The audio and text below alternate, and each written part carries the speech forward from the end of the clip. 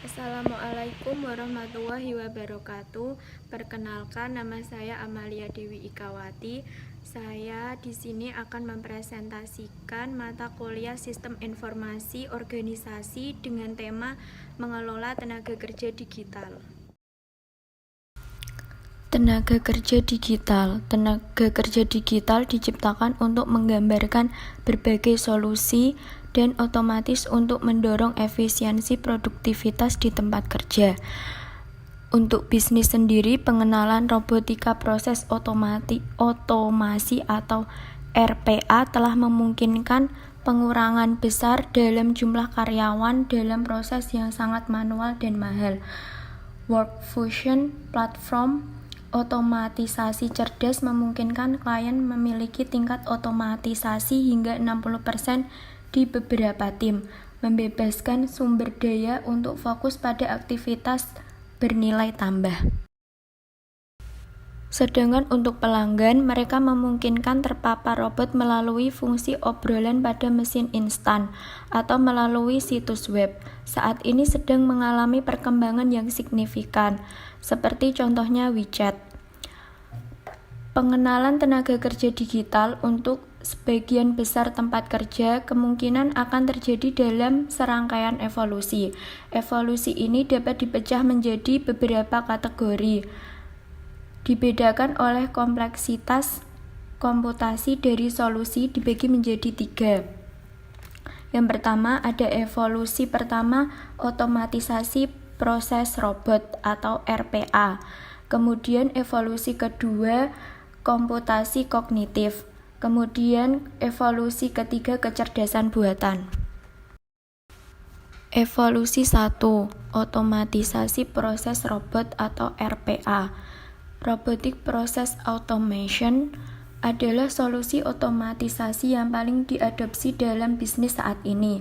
Teknologi ini memungkinkan otomatisasi proses bisnis yang berpeluang menghilangkan tugas dengan kompleksitas yang lebih rendah dilakukan oleh tim back office.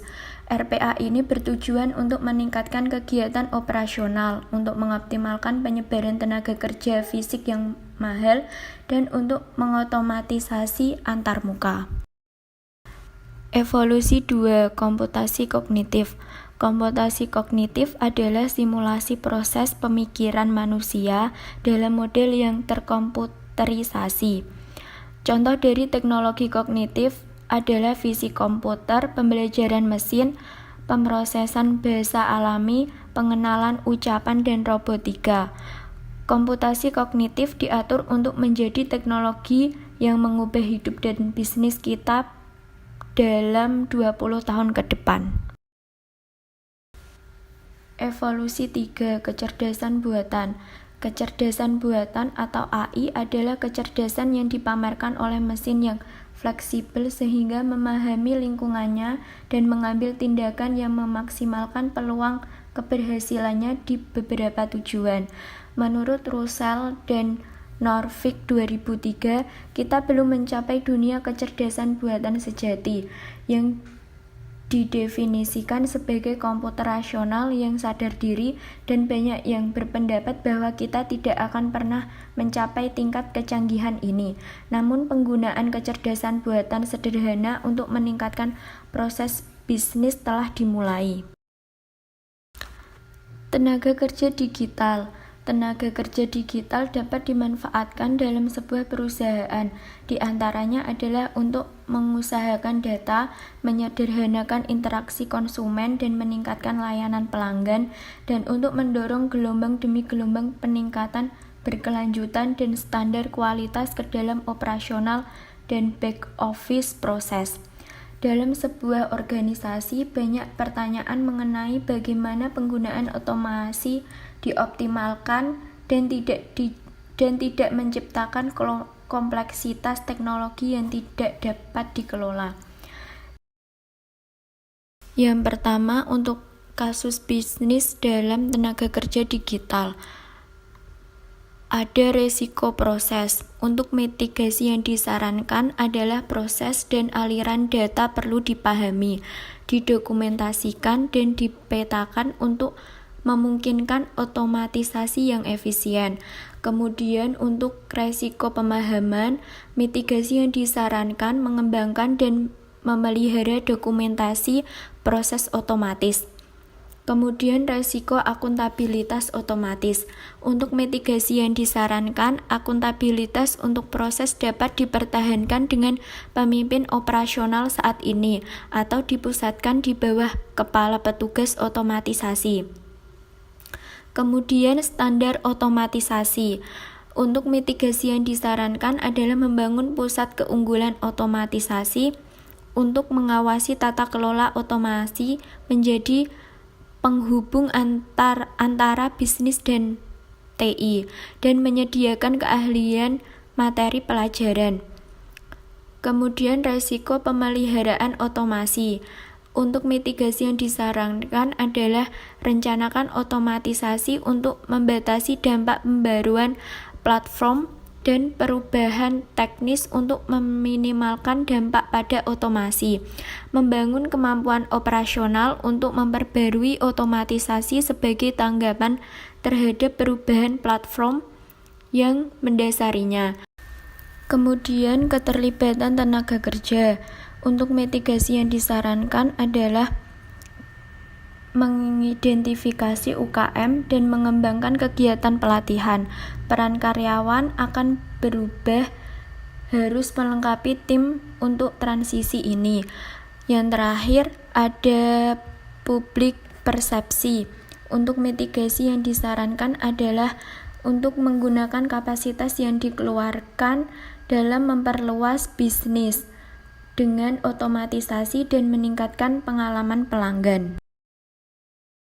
Yang kedua, ada membangun tenaga kerja digital, dibagi menjadi 6 tahap. Pertama ada bukti konsep, kemudian menyetujui akuntabilitas operasional, kemudian memilih model penempatan, kemudian menempatkan kemampuan otomatisasi, mencari area tertentu, dan yang terakhir mengelola tenaga kerja digital. Pertama ada bukti konsep. Untuk memulai dengan proof of concept, memungkinkan untuk bekerja dengan mencoba otomatisasi dalam bisnis dan mengembangkan kasus yang menarik yang dapat digunakan untuk manajemen pemangku kepentingan dengan para pemimpin bisnis. Proof of concept bertujuan untuk efisiensi yang dirilis, meningkatkan kualitas data, dan untuk mendapatkan komitmen dan persetujuan pendanaan. Yang kedua, menyetujui akuntabilitas operasional. Dalam beberapa kasus, perusahaan dapat mempertimbangkan untuk memindahkan proses otomatis ke pakar otomasi, seperti halnya penawaran automation as a service. Biasanya, ketika ada penanganan minimal atau persyaratan peningkatan berkelanjutan. Kemudian memilih model penempatan. Dalam bisnis mengikuti salah satu dari 3 pendekatan untuk menyusun perjalanan otomasi mereka, yaitu terpusat, federasi, dan terdesentralisasi. Kemudian menetapkan kemampuan otomatisasi. Dalam menetapkan kemampuan ini dilihat dari penilaian peluang, manajemen platform, ubah manajemen, pengembangan dan pengujian, pengoperasian, pemerintahan, peningkatan berkesinambungan dan keterlibatan mitra. Kemudian mencari area tertentu untuk menentukan jalur pelaksanaan proses dengan jelas dengan para pemangku kepentingan utama. Yang terakhir, mengelola tenaga kerja digital. Dalam jangka panjang, mengelola tenaga kerja digital menjanjikan proposisi yang kurang kompleks daripada yang digunakan manajemen saat ini, dengan kemampuan untuk mengukur dengan cepat, menghilangkan pelatihan untuk tugas-tugas otomatis, dan memungkinkan operasi 24/7 tanpa tunjangan shift yang diperlukan. Sekian dan terima kasih presentasi dari saya. Bila ada kekurangannya, mohon maaf. Wassalamualaikum warahmatullahi wabarakatuh.